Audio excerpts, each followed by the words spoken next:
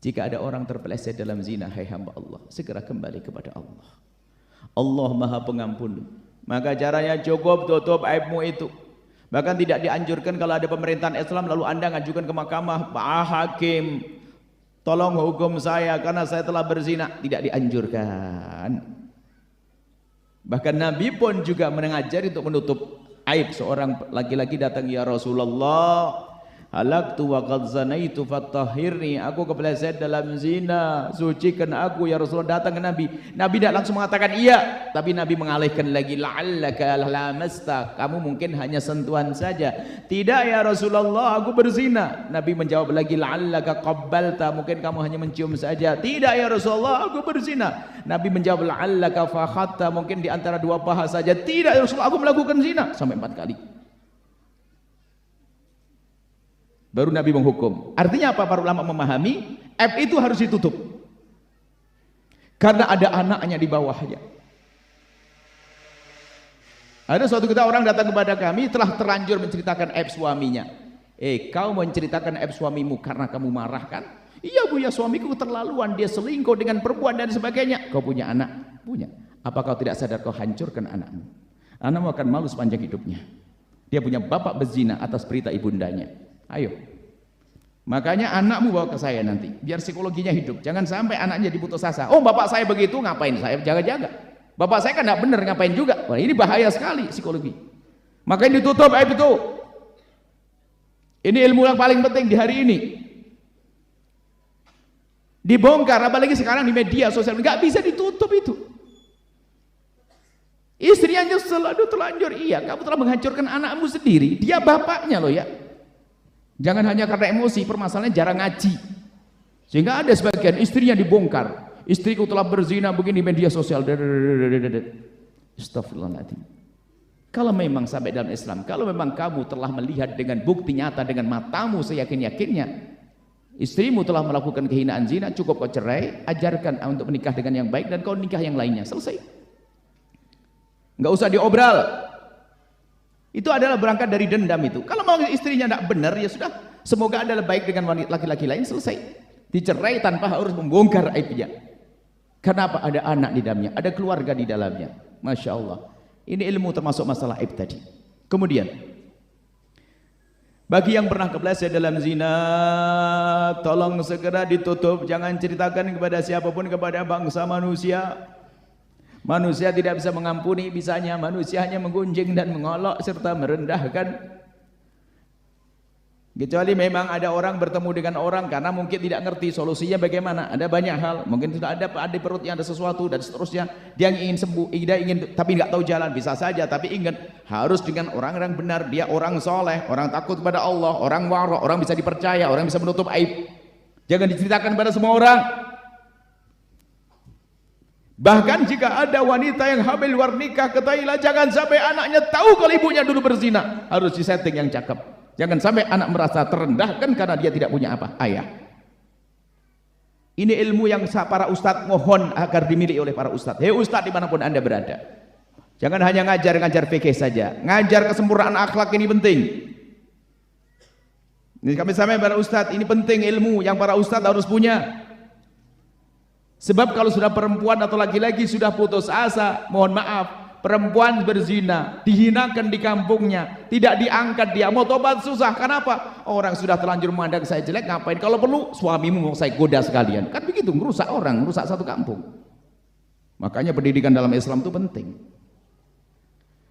Hei yang kepleset dalam zina, tutup aibmu sebisa mungkin. Tutup aibmu.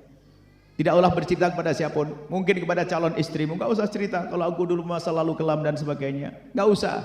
Kau berperan sebagai wanita, laki-laki soleh yang tobat, selesai. Bukankah tobat dari dosa seperti orang tidak punya dosa? Wanita pun juga demikian. Ada sebuah kisah, ini nyata. Seorang perempuan menikah dengan seorang laki-laki. Perempuan ini sudah tobat, solehah, baik benar, menyesal. Perempuan baik pokoknya. Laki-lakinya baik, subhanallah, pernikahan yang indah. 6 bulan bahagia yang tidak bisa dikira. Bahagia yang luar biasa. Dan begitu bahagianya sang istri tersanjung dia. Nggak kuat dengan kebaikan suami, sehingga dia merasa bersalah terus, selalu berkata, abang ini tidak pantas buat saya, abang terlalu baik untuk saya. Enggak, kamu juga baik sayang, kamu soleha, kamu rajin tahajud. Enggak, abang tidak, saya tidak pantas untuk abang. Enggak. Besok lagi tanya, abang bisa nerima saya seutuhnya? Kamu gimana? Kamu istriku, kamu sayang soleh, rajin ibadah, rajin mengabdi. Suaminya puas betul dengan perempuan ini. Minggu berikutnya, ini sudah 6 bulan, setelah 6 bulan obrolannya, lihat kebaikan sang suami, sang perempuan ini semakin tersanjung, tidak mampu untuk menahan sesuatu yang ada di hatinya. Abang, benar abang bisa nerima saya apa adaku? Sayang, kamu tuh istriku, kamu baik, kamu sempurna bagiku. Enggak, saya jelek banget buat abang. Benar nih bang, emang kenapa sih dek? Saya kok merasa ganjil kalau tidak menyampaikan ke abang. Apa? Kamu baik kok, saya jelek. Emang kenapa sih dek? Benar abang bisa nerima saya padaku? Iya, saya terima dek, kamu kan istriku. Bener bang, bener bang. Iya, saya merasa bersalah terus kalau saya ini tidak cerita ke abang. Apa sih kamu?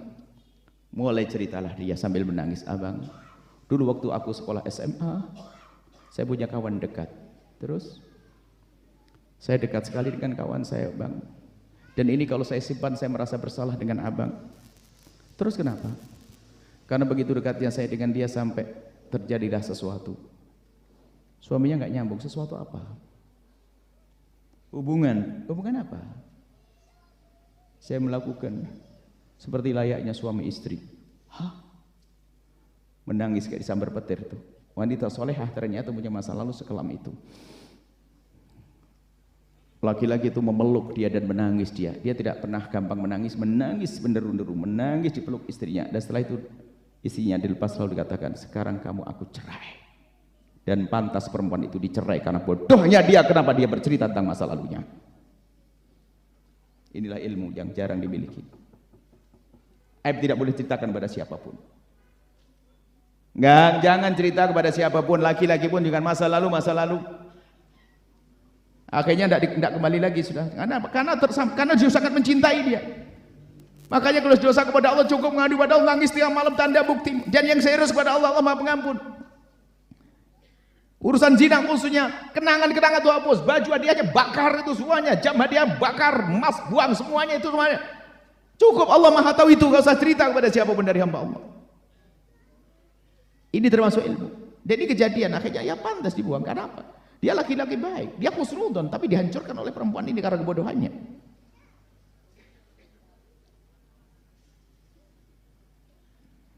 Nah ini, baik saya tutup sampai di sini. Kemudian dari dirinya sendiri harus bisa menutup aibnya. Masalah dosa kepada Allah bukan dosa zina. Mungkin dulu jarang melakukan sholat, dulu pernah berjudi, katanya sudah tobat dari mabuk. Saya sih dulu biasa 2 krat habis. Ngapain cerita-cerita? Ngapain cerita-cerita? Cukup diam saja, masa lalu berlalu. Jangan ceritakan masa lalu. Maka tanda tidak diampuni dosamu oleh Allah kalau kamu senang menceritakan dosa-dosamu kepada hamba Allah. 네가 전기철이냐? Nah ini, baik saya tutup sampai di sini. Kemudian dari dirinya sendiri harus bisa menutup aibnya. Masalah dosa kepada Allah bukan dosa zina. Mungkin dulu jarang melakukan sholat, dulu pernah berjudi, katanya sudah tobat dari mabuk. Saya sih dulu biasa 2 krat habis. Ngapain cerita-cerita? Ngapain cerita-cerita? Cukup diam saja, masa lalu berlalu. Jangan ceritakan masa lalu. Maka tanda tidak diampuni dosamu oleh Allah kalau kamu senang menceritakan dosa-dosamu kepada hamba Allah. Allah itu sitir, Allah Maha penutup aib. Makanya Buya sampaikan kepada siapapun sangat rugi kalau tidak dengar ceramah hari ini. Karena ini harus Anda sebarkan untuk didik tetangga Anda yang bermasalah. Kalau ada tetangga bermasalah masalah zina misalnya, Anda habiskan duit untuk nutup aibnya dia, ada keberuntungan bagi Anda. Biayai, antarkan kemana, pokoknya terhormat dia, jangan sampai terhinakan. Sebab perzinaan khususnya kalau sudah di masyarakat misalnya, apalagi orang itu terhormat, dia tersebar bahasanya dia zina, anaknya orang terhormat, akhirnya apa? Menjadi contoh jelek buat yang lainnya. Oh dia anaknya ustadz aja begitu, apalagi saya. Sehingga dikatakan kalau sudah wabah zina merebak, kehancuran akan Allah turunkan. Makanya rasa malu perlu dibangun. Malu melakukan zina, di saat zina pun merasa malu setelah itu. Kalau sudah perempuan tidak punya rasa malu, bayangkan seperti mohon maaf meletakkan kehormatannya di jidatnya. Kalau sudah perempuan tidak punya rasa malu, jangan.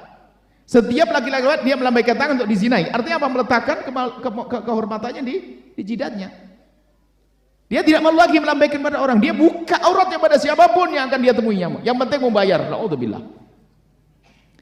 Makanya kita doakan wanita-wanita semacam itu, semoga Allah mengembalikan kehormatannya, kemuliaannya, menjadi punya rasa malu yang tinggi. Asal ini saja. Jadi pertama adalah Anda jangan ingin tahu aibnya orang. Jangan pengen tahu. Setelah Anda tahu, bersalah Anda untuk menutup aibnya orang. Termasuk Anda menutup aib diri Anda di mata orang lain. Anda harus pandai menutup kekurangan Anda. Bukan bab munafik-munafikan di sini babnya. Munafik Anda berbohong untuk, ada munafik babnya bukan ini. Jangan sampai dihubungkan ini. Anda menutup aib itu dosa pribadi ya. Dosa-dosa kita dengan Allah. Dan kita tidak boleh membongkar aibnya orang kecuali orang yang tidak punya malu. Dia berzina cerita-cerita berarti dia perempuan rendah. Kalau kita menyebut karena untuk menyelesaikan, dia cerita, oh kemarin aku dengan suaminya ini, kemarin aku, wah gila dia, gila. Tapi kalau orang menyembunyikan maksiatannya berarti dia ada harapan untuk tobat. Seperti itu. Ini yang bisa kami hadirkan. Jadi pertama Pak, jangan Anda pengen tahu kekurangan orang lain setelah Anda tahu bersalah Anda untuk menutupnya. Bahkan keluarkan harta sebanyak-banyak untuk menutup aibnya orang. Ini perjuangan dahsyat. Ini perjuangan para kekasih Allah, menutup aibnya orang. Wali-wali itu adalah pekerjaan menutup aibnya orang. Yang ketiga adalah biasakan Anda, pastikan Anda menutup kekurangan diri Anda depan manusia. Jangan suka cerita tentang dosa-dosa kepada Allah.